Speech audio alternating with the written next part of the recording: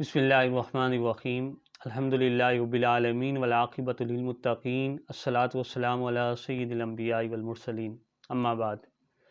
معزز سامعین، آج کی ہماری نشست کا ٹاپک ہے روزے کے طبی فوائد، میڈیکلی بینیفٹس آف فاسٹنگ۔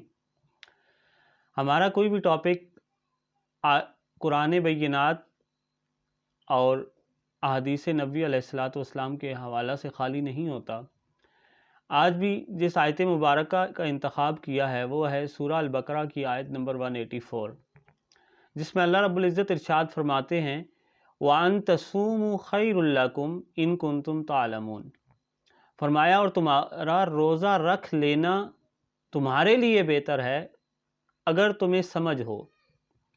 معزز سامعین، اگر ہم اس آیت مبارکہ میں بیان کردہ حقائق کا طبی نقطہ نظر سے مطالعہ کریں تو یہ واضح ہو جاتا ہے کہ روزہ عبادت کے ساتھ ساتھ صحت انسانی کے لیے بھی مفید چیز ہے۔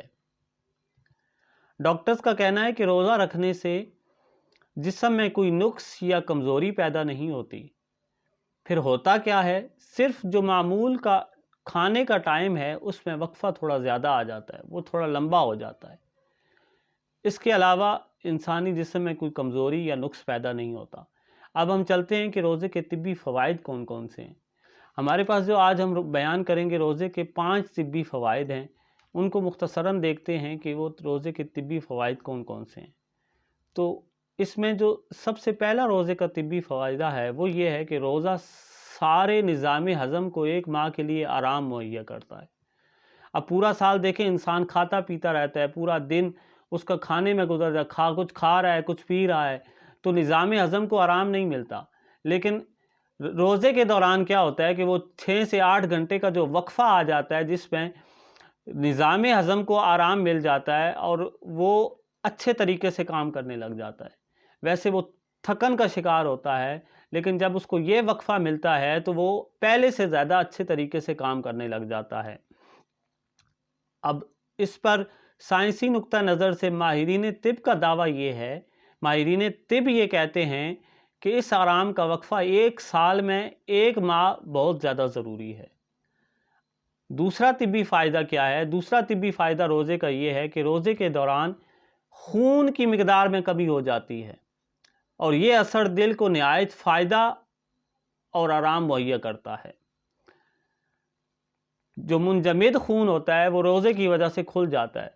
جو نالیاں سانس کی بند ہوتی ہیں یا خوراک کی نالیاں بند ہوتی ہیں، جب ان میں کھانا کم جاتا ہے تو وہ نالیاں کھل جاتی ہیں اور خون کی گردش اور زیادہ تیز ہو جاتی ہے۔ خون اپنی رفتار سے زیادہ تیزی سے کام کرتا ہے اور وہ جمع ہوا خون جو ہوتا ہے وہ بھی ان نالیوں سے نکل جاتا ہے۔ جب وہ نکلتا ہے تو وہ نالیاں کھل جاتی ہیں اور اس کا سارا اثر جو ہے وہ دل پر اس کا دل پہ اثر پڑتا ہے اور دل جو ہے زیادہ طاقتور ہو جاتا ہے، زیادہ ایکٹیو ہو جاتا ہے اور وہ اچھے طریقے سے کام کرنے لگ جاتا ہے۔ تیسرا فائدہ روزے کا طبی فائدہ جو ہے وہ یہ ہے کہ پھیپھڑے براہ راست خون صاف کرتے ہیں، اس لیے ان پر بلا واسطہ روزے کے اثرات پڑتے ہیں۔ اگر پھیپھڑوں میں خون منجمد ہو جائے تو روزے کی وجہ سے وہ بھی کھل جاتا ہے۔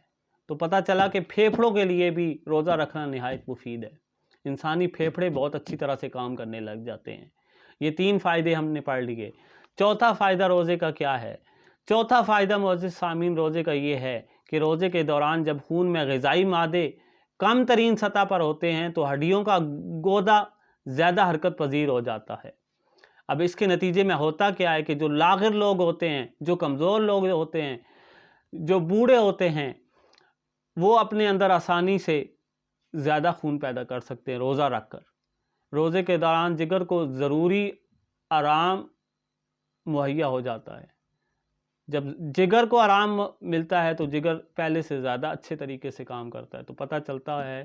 تو اس سے پتہ یہ چلتا ہے کہ جو لوگ کمزور ہیں اگر وہ بھی روزہ رکھتے ہیں تو ان کو کوئی نقصان نہیں ہوتا، بلکہ روزہ رکھنے کا ان کو زیادہ اور مفید فائدہ ہوتا ہے۔ 5واں اور آخری فائدہ جو ہے طبی فائدے کی ہم بات کر رہے ہیں وہ یہ ہے کہ خون میں ریڈ بلڈ سیلز کی تعداد زیادہ اور وائٹ بلڈ سیلز کی تعداد کم ہوتی ہے۔ ماہرین کے مطابق روزے میں حرارت جسمانی گر جاتی ہے، لیکن جب اصلی بھوک عود کر آتی ہے تو حالت جسمانی اصلی حالت کی طرف مائل ہو جاتی ہے۔ پھر اس کے نتیجے میں ہوتا کیا ہے؟ اس طرح جب روزہ کھولا جاتا ہے اور غذا استعمال ہوتی ہے تو حرارت جسمانی میں کس قدر اضافہ ہو جاتا ہے۔ روزہ رکھنے کے بعد خون کی صفائی کا عمل جاری ہو جاتا ہے۔ جب خون کی صفائی کا عمل جاری ہوتا ہے تو پھر اس میں کیا ہے کہ وہ بلڈ سیلز جو ہوتے ہیں، جو کمی ہوتی ہے جن بلڈ سیلز کی، وہ زیادہ پیدا ہو جاتے ہیں۔ تو ان 5 فوائد سے ہمیں پتہ چلا کہ روزہ رکھنے سے انسان کے جسم میں کوئی کمزوری، کوئی نقص پیدا نہیں ہوتا، انسان کے پھیپھڑے بہتر ہو جاتے ہیں، انسان کا دل بہتر کام کرنے لگ جاتا ہے، انسان کا نظام ہضم جو ہے وہ پہلے سے زیادہ بہتر ہو جاتا ہے، انسان کا جگر بہتر ہو جاتا ہے۔ تو آپ دیکھیے کہ روزہ رکھنے کے طبی فوائد کتنے زیادہ ہیں۔ لہٰذا ہمیں چاہیے کہ ان طبی فوائد کو مد نظر رکھتے ہوئے ہم اپنے روزوں کو رکھیں، اور روزے اس سے کیا ہوگا؟ نہ صرف ہمارا روزہ بہتر ہوگا بلکہ ہماری صحت بھی بہتر ہو جائے گی۔ دعا ہے اللہ کریم ہمیں ان فوائد کو مد نظر رکھ کر اپنے روزوں کو بہتر انداز میں رکھنے اور ان پر عمل کرنے کی توفیق عطا فرمائے۔ والسلام علیکم ورحمۃ اللہ وبرکاتہ۔